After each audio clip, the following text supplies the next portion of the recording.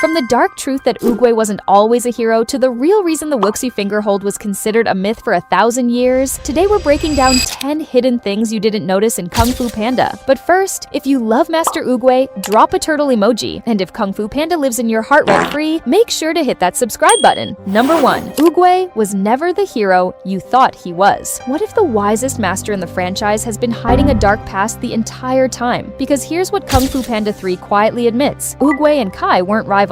They were brothers, warriors who fought side by side, and they weren't fighting for peace. They were fighting for power, conquest. Oogway himself admits in the scrolls that they wanted to rule over people and land. And here's where it gets uncomfortable. Kai says he was known by many names: the Master of Pain, the Maker of Widows. He did all of that while Oogway was right beside him. So the question the franchise never fully answers: who changed and who didn't? It wasn't Kai who suddenly turned evil. It was Oogway who turned good, after a panda healed him and showed him what she could actually do. The most beloved mentor in animated film history used to be a warlord, and he never told anyone. Number 2, Tai Lung was analyzing the Furious 5 mid-fight, and nobody noticed. Here's what makes the bridge fight genuinely terrifying once you understand it. Tai Lung had never seen the Furious 5 before that moment. He had no intel, no scouting report, nothing. And within seconds of fighting all 5 simultaneously, he identified the most dangerous one. He went straight for Monkey. Not Tigress, not Crane. Monkey. Because Tai Lung clocked him as the speedster of the group mid-battle, while also defending against 4 other masters at the same time. How did he know? Shifu had told Monkey he needed to be faster. Monkey worked on it. And Tai Lung, fighting blind against opponents he'd never seen, picked up on that one detail in real time and used it against him. He wasn't just winning the fight, he was studying everyone in it, simultaneously, against the best warriors in the valley. Number 3,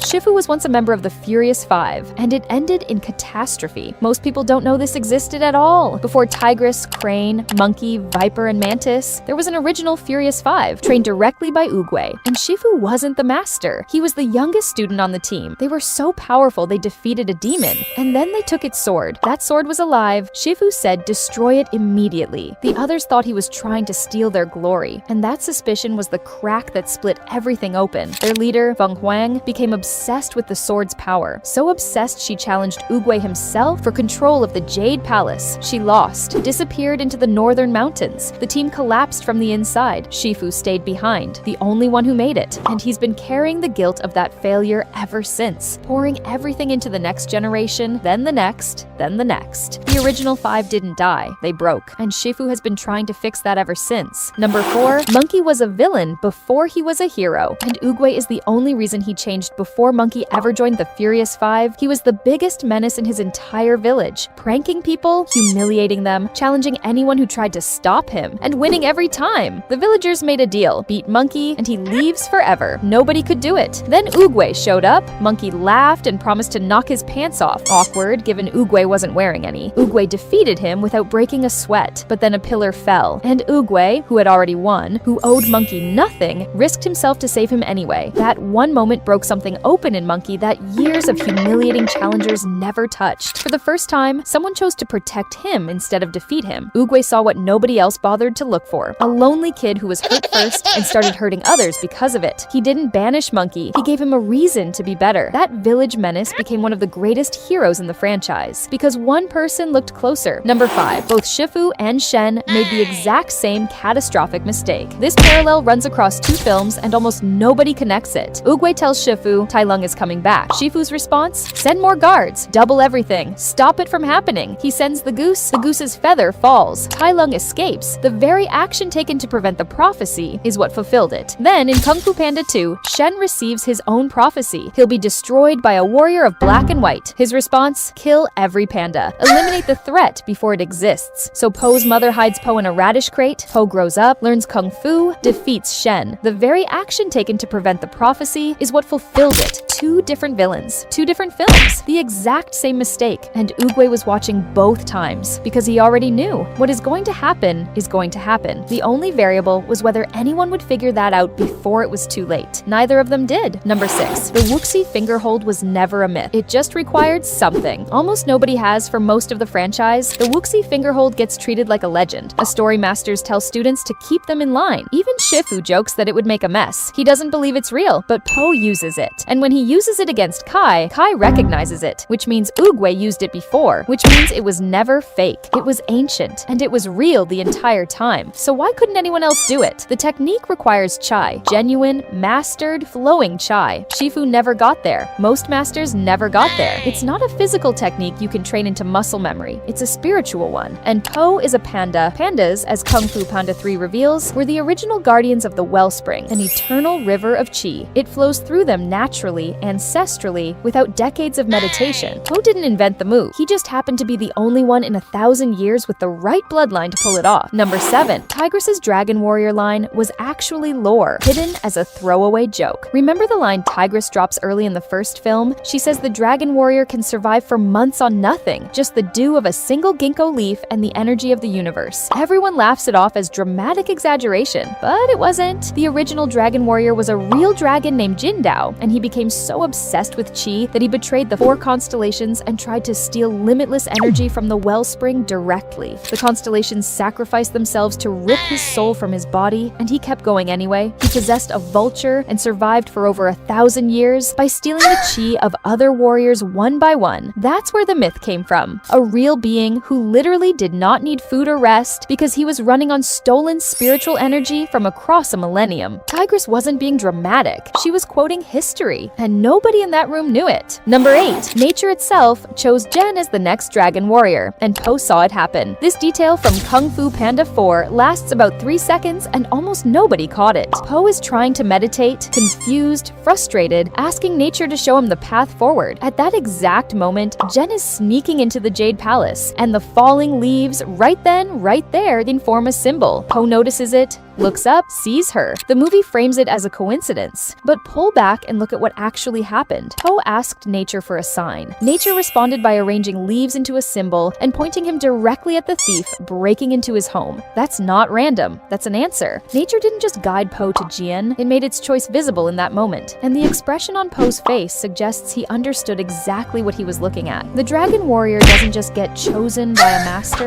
Apparently, they get chosen by something much older. Number 9. The original Dragon Warrior story changes everything about Po. Here's the thread that runs from the very first film all the way through the franchise, and only makes sense when you pull it together. Tigress drops the myth, Jindao's story fills in the history, and then Kung Fu Panda 3 reveals that pandas were the original guardians of the wellspring, the source of all chi in the world, which means Po was never a random choice. He wasn't chosen because he fell out of the sky at the right moment. He was chosen because something in him, something ancestral and ancient, recognized what the role actually required. Every master who tried to hold the Dragon Warrior title used discipline, training, and technique to get there. Po got there by being exactly what he already was. The wellspring didn't need the best fighter. It needed its original guardian back. And Oogway, who spent decades with pandas, who learned everything he knew about chi from a panda village, knew that before anyone else. He wasn't choosing Po. He was returning something that was always supposed to go home. Number 10. Shen and Shifu. Both tried to fight destiny, and both made it worse. Pull all the threads together, and one pattern runs through the entire franchise. Every time a character tries to control what's coming, they cause it. Every time. Shifu tries to stop Tai Lung, causes the escape. Shen tries to eliminate the black and white warrior, creates the conditions for Po to exist. Kai tries to drain all chi, forces Po to master it. The villain always builds the hero they were trying to prevent. And Oogway, who understood this completely, never once tried to stop anything. He redirected, he planted seeds, he lost on purpose when losing was the move, because Oogway learned this the hard way. He used to be on the other side of it. He used to be the one trying to take what was coming by force, until a panda showed him that chi flows, not fights. The lesson the franchise keeps teaching in every film, through every villain, is the same one Oogway learned in that panda village 1,000 years ago. What's meant to happen will happen. The only question is whether you spend your life fighting it or learning to move with it. And that's it! Which one completely rewired how you see this franchise? Oogway's dark past or the detail hiding in plain sight? Drop it in the comments. If you want the next part, hit that like button and make sure you're subscribed, because we're uncovering even more secrets next time.